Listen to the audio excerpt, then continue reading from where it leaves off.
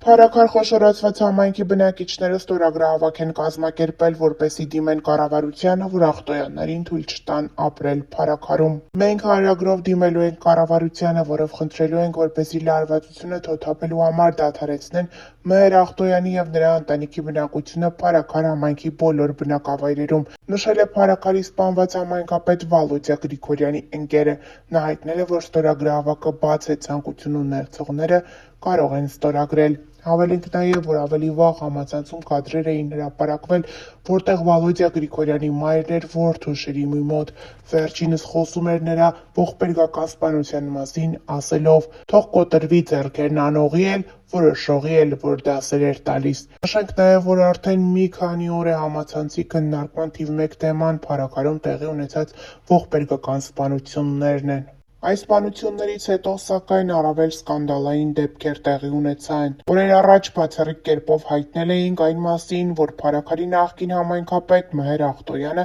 սիրային կապի մեջ է եղել եղբոր կնոջ հետ։ Իրավապահները բացահայտել են նրանց նամակագրությունները, որոնք եղել են սեռական բնույթի։ Ներկայացնում ենք բացառիկ լուսանկարներ, որտեղ Մհեր Ախտոյանի եղբոր կինն է, ով ամուսնուն դավաճանել է տեկրոջ հետ։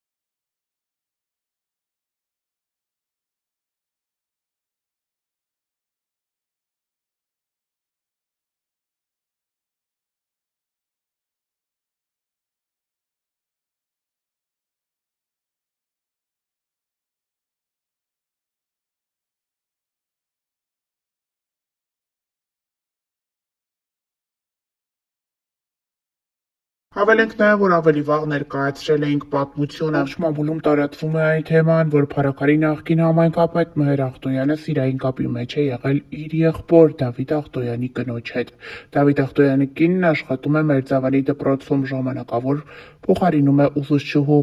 Նրա ներկայությունը դպրոցում մեծ իրարանցում է առաջացրել։ Օրեր առաջ գյուղի բնակիչները հավաքվել էին դպրոցի բակում և թույլ չէին տալիս, որպեսզի նա մուտք գործի դպրոց։ Նրանց խոսքով, իրենք դպրոց երեխա են ուղարկում, որպեսզի երեխան կրթված դուրս գա, իսկ այս դեպքում ինչ կարելի է սպասել։ Նշենք նաև, որ նեղ շրջանակներում նշվում է, որ հաղորդագրությունները սեռական բնույթի հաղորդագրություններ են եղել։ Թե իսկ թե երբ դրանք ի ցույց կդրվի հանրությանը կամ կողմերից որևէ մեկը երբ հանդես կգա հերքումով կամ հաստատումով, դժվար է ասել։ Մեզ մնում է միայն հետևել իրադարձությունների հետագա զարգացմանը։ Հիշեցնենք, որ Մհեր Ախտոյանը սպանությունից դեռ 10 օր առաջ լքել է երկիրը, թե երբ նրան կբերեն Հայաստան հայտնի չէ, իրավապահները այս առումով դեռևս որևէ գործ չեն ձեռնարկել։ Նշենք նաև, որ համացանցում այս օրերին տարածվում էր Մհեր Ախտոյանի մասնակցությամբ այն լուսանկարը, որտեղ նա ԿՊԱ-կան պատգամավոր Հայկ Սարգսյանի հետ էր։ Հայկ Սարգսյանը հանդես էր եկել խոսքով, նշելով, որ մտերիմ հարաբերությունների մեջ չի եղել Մհեր Ախտոյանի հետ, պարզապես ինչ-որ միջոցառման ժամանակ հանդիպել են։ Մակարյան Նյուզի տեղեկություններով երեկ գիշերը ծեծկռտուք է տեղի ունեցել Փառաքար խոշորացված համայնքի Մերձավան բնակավայրում։ Ծեծկռտուքի մասնակից մի կողմը եղել են Փառաքարի սպանված համայնքապետ Վալոդյա Գրիգորյանի մերձավորները, մյուս կողմը նախկին գյուղապետ և ԿՊԱ-կան Մհեր Ախտոյանի կողմնակիցները։ Երկու կողմն էլ երիտասարդներ։ Ասացին գյուղամիջում հանդիպել են, որոշ հաշիվներ պարզել, հասցրել են իրար ծեծել, անգամ քարերով և այլ առարկաներով վնասել են Ախտոյանի կողմնակիցների մեքենաները, սակայն ոստիկանությանը հաջողվել է կանխել միջադեպը, որ արյունալի ընթացք չստանա։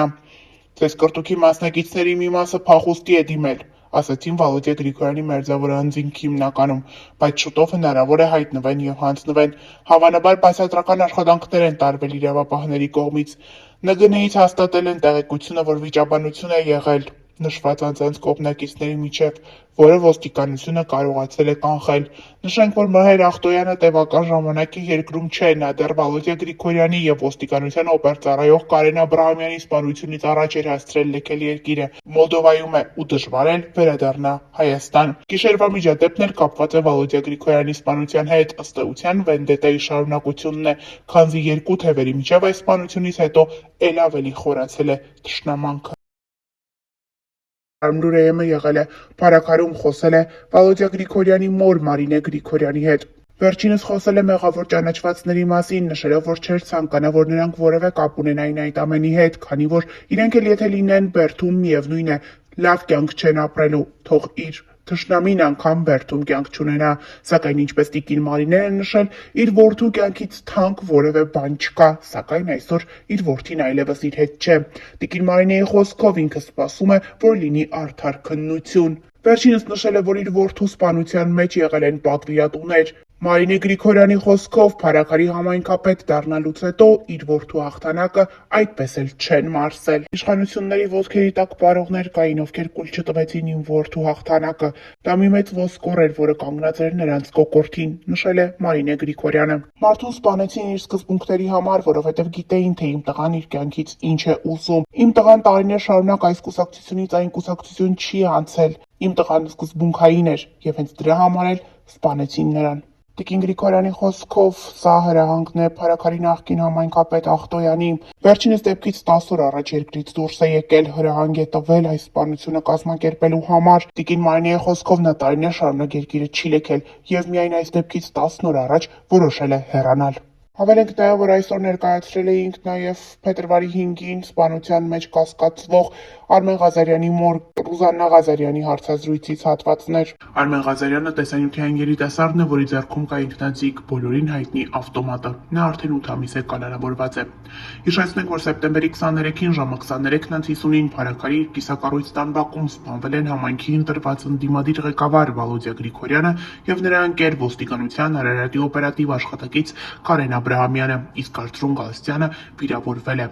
Արմեն Ղազարյանի մայրը սկզբում հրաժարվեց մեկնաբանություն տալուց, այնուհետև խոսեց։ Նա նշում է, որ իր տղան չի մարդասպանը։ Եթե լինի ճիշտ քննությունը, ապա իրավապահ մարմինները կգտնեն, թե ով է իրականում եղել այդ օրվա մարդասպանը։ Տիկին Ռուզաննայի խոսքով պետք է օբյեկտիվ լինել, որպեսզի նման դեպքերը կանխվեն։ Նա նշել է, որ պետք է յուրաքանչյուրը պատժվի, այդ թվում իր որդին, ով զենք է խլել, բայց իր որդին մարդասպան չէ, նա չի կրակել։ Այսօր ամեն ինչ բարդվում է իր որդու վրա, այսօր կալանավորված է միայն իր որդին, փետրվարի 5-ի գործով։ Տիկին Ռուզաննայի խոսքով իրավապահ մարմինների բաց թողման արդյունքում է, որ կրկին կրակոցներ են հնչել Մերձավանում։ Նա նշում է, որ իր որդին այս պահին կալանավորված է եւ նա անմեղ է։ Նա պարզապես ներկա է գտնվել այդ օրը, սակայն ինքը մեղավոր չէ եւ ամեն ինչ բարդվում է իր որդու վրա։ Տիկին Ռուզաննան նշել է, որ դիմել է հանրապետության գլխավոր դատախազին գործը կրկին քննելու եւ անմեղության վարկածն առաջ բերելու համար։ Տիկին Ռուզաննայի խոսքով այս ամենը վենդետայի արդյունք է։ Վենդետա է եղել, քանի որ կողմին չի բավարարել քննության արդյունքը։